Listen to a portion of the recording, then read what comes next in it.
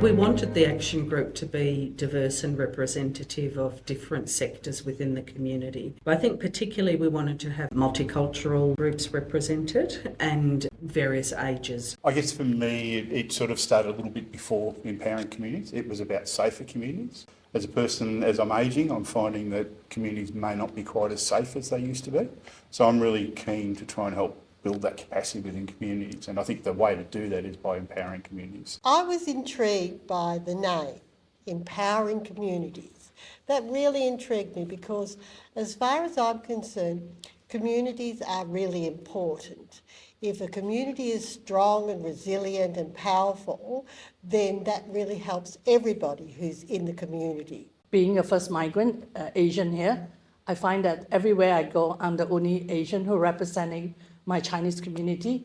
Our aim was to get 4 community members, 4 members who were representing a community organisation, 4 members representing a professional organisation that was related to safety, and then 4 government representatives. I'm representing Neighbourhood Watch Victoria, and we've got about 40 years experience in the community, educating about how to keep your property and yourselves safer. And we know that when people in the community get to know each other, they feel safer and they are safe. I work for Mountain District Learning Centre, which is located in Ferntree Gully. So I had an interest in safety, particularly in Ferntree Gully. Ferntree Gully had a few challenges in regards to perception of safety.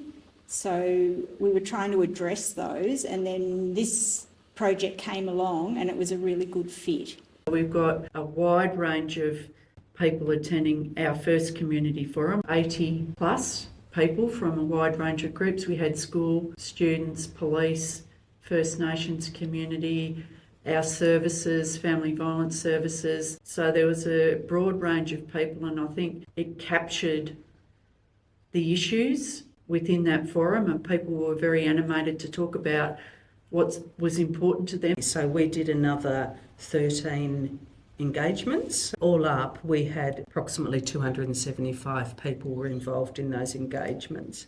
So we had some forums, we went to advisory groups, we did a number of secondary student forums and focus groups.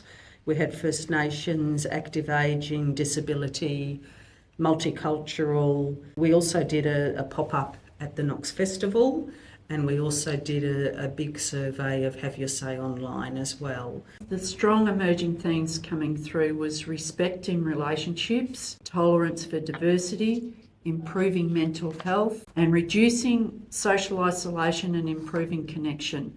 So people really understood that it's not about more police on the street and enforcement. Community safety is about that prevention work and people feeling connected with their community and having good mental health. So the action group took all of the findings from all of those different consultations and tried to narrow it down to a common goal that we would focus on. It was determined that we would get better outcomes if we really focused our efforts on a place. Through all of the research that they did, Ferntree Gully ended up being the place. They settled on 4 focus areas that are aligned to the current projects that are ongoing, and it was connecting people to enhance community safety, respect for self and others, that's to promote respect in the way that how we relate to each other, how we connect with each other, young people and their families to build resilience and life skills for young people and for those who support them. Friendly neighbourhoods, so that was specifically focused on reducing social isolation and fostering positive connections for the community, because we know that if people feel connected, it has a real increase in health and wellbeing and their sense of safety. A really important phase of this project was setting up the evaluation framework. We engaged an experienced consultancy to help us with that and to work with each of the project leads so that they were engaged right at the beginning. The action group came up with the idea to allocate a person to each project. It's allowed really close and trusting relationship to develop between the action group and the project. It's been something that has been really worthwhile. It's kept the action group interested and active and involved in the projects and seeing them through the implementations. Our application for the grant is to create markets, once a month market. We are looking at the fact that having more people in the town, in the village as such, will create a safer environment. We just believe that the more community connects, the safer it will be, because people will recognise each other, people will know what is out of place or not out of place. As Foothills Community Care, we've been operating in our community in the Ferntree Gully and the wider Knox area for the last 22 years, and particularly supporting people, vulnerable people within the local community. And so this grant was a bit of a no-brainer for us, providing safe places for people to connect and share meals together and get to know others and to experience some food relief as well through meals and through some extra food that they can process as well. So this project was a real extension of that, being able to really drill down deep in our local community to connect with what we identified as the four main stakeholders, which is the local traders, the local police, local community groups, which are some fantastic ones in our community, and vulnerable members of our community that are really quite isolated and doing life tough. And so it was a real opportunity to work in with all of them, and particularly to do some really good work with people who are really quite isolated, to offer some extra supports that we're just not able to offer, you know, beyond our Wednesday night meals. People having someone who's actually interested in them and their story and taking the time to listen to them rather than just be seen as someone who's foreign or the other or someone who doesn't look like me, and so I'm not going to give them any space. So yeah, the role, it's quite a unique role, and it's but certainly we've already seen some really positive impacts from it. And we've spent a lot of time working within the local community, particularly with the local traders around here, about ideas of safety and perceptions of safety in the local area, and really trying to bridge that gap between people who may exhibit some antisocial behaviour and are also dealing with some real challenges themselves. So not just throwing them out to the wolves, but actually saying, here are some people who've got some real challenges, and how do we walk along beside them, be able to point them in the right direction and be able to walk with them to be able to offer some positive outcomes for them, which is ultimately positive outcomes for the local community as well. With our cohort, we deal with a group who are very high anxiety, low engagement, and they also tend to have additional barriers to even just like the local area. We know our cohort, even though they feel safe here at Mountain District, as soon as you go even remotely outside of sort of home or here, that's where, you know, barriers start arising. The confidence that they're gaining from these experiences, it's going to allow them, it might not be immediate, but down the track to say, I can feel safe here. I can go out into my local community. You know, I can contribute to, you know, what community needs from me. So through this process, we've identified that a lot of them actually want to get out and actually do some more rigorous activities.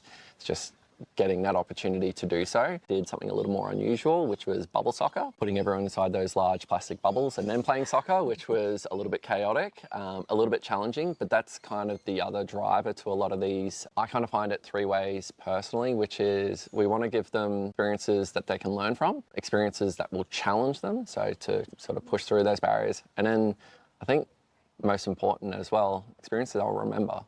Because if they remember a lot of those positive experiences, they're more likely to then continue. It's just that initial sort of thought or thinking trap that's in the student's mind that is preventing them from actually sort of turning up. I think some of the successes have certainly been those young people who we didn't expect to engage or to enjoy particular experiences really shone. Watching their confidence build, particularly those who did, you know, several of the activities over a certain period, and then that self-belief that I can go on and do something even more challenging. Yeah. And it's been lovely to have some of our parents also.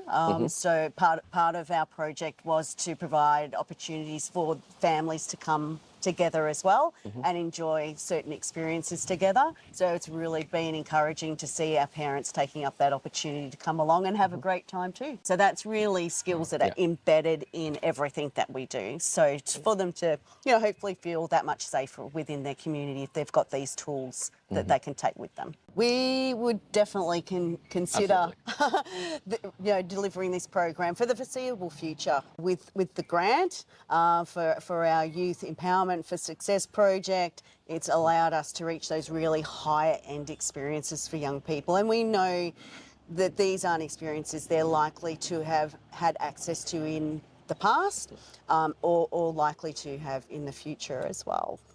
So we've come up with an idea of having 3 meetings.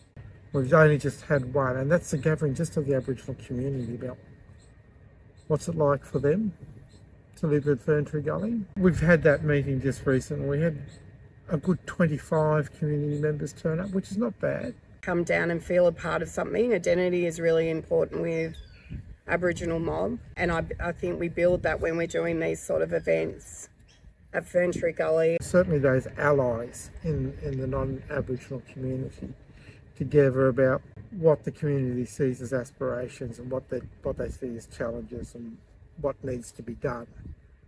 And to work with that group around organising a third event. We can't solve one thing in a year. Communities aren't built overnight. It takes time, it takes dedication, it takes consistency. Embrace the idea of running a youth club because it seemed to be a missing gap for the youth in Knox. Some kids and some adults don't have a template for community. Some of our kids aren't sporty kids. So where do you go if you're not sporty? There's lots of opportunities, but they're not sporty kids. And then what comes along is they come here and they see a little community that has to work together. I think we've formed a community, definitely. That's what we were saying before.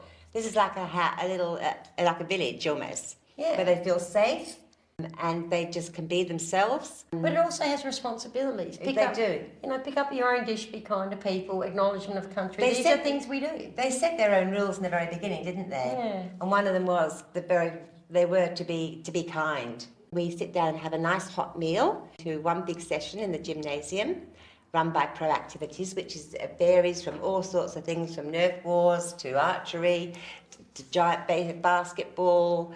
And then we have life skills with Kate. So tonight we're talking about values. We've done drugs and alcohol, cyber safety, goal setting. A lot of it is around being brave enough to speak up about what you need, help-seeking behaviour. We have another activity like maybe yoga, Pilates, circle skills. They either get collected by a parent and signed out, or we take them home in the buses. And we provide a free bus service home. And this is why the Empowering Communities came up with a model that if they give it to the community groups who are only volunteers, obviously you've got some professional help, I think that could become a really good model for other future programs moving forward, because it's proven that there's a lot of volunteers that have got a lot to give. Get to know your neighbour again after COVID. Get to know each other. Bring whatever family and things that together. And from that, everyone was supportive of that neighbourhood thing. And that's how the project of Neighbourhood Day come about. There was so much evidence from the forum. Everyone talked about neighbours being connected to neighbours, people being connected to people, people being connected to communities. And in our discussions, it seemed to be the thing that maybe we hadn't quite hit the target. We had a lot of direct projects working with groups and particular sectors, but that broader paint of communities being able to connect to each other wasn't something that we'd put together as a project, and it sort of became a natural outcome. How can we get neighbours to come out and talk to each other?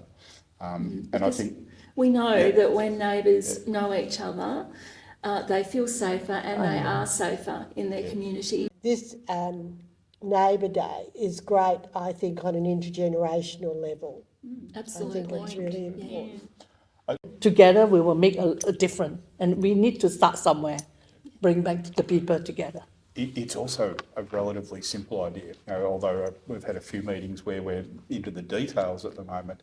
It's really quite simple, is create an event. Base it around food or those sorts of things, have activities and invite people. And at the end of the day, you've created connection. So it's very scalable. We could do a few of those, or we could do a lot of those. All of those 4 themes that were chosen under that banner of Connecting for Safety in Furniture Gully are all really well catered for in the projects that ended up coming out of that. Tapped into a lot of the concerns and the underlying causes that were identified throughout the engagement process. When we finally do the evaluation and final report, we're going to have better projects that will have better outcomes because they're community-led and not managed by council, whereas usually we're leading it and making the decisions. And this will help us to learn more about community-led effort to improve community safety, because communities know best.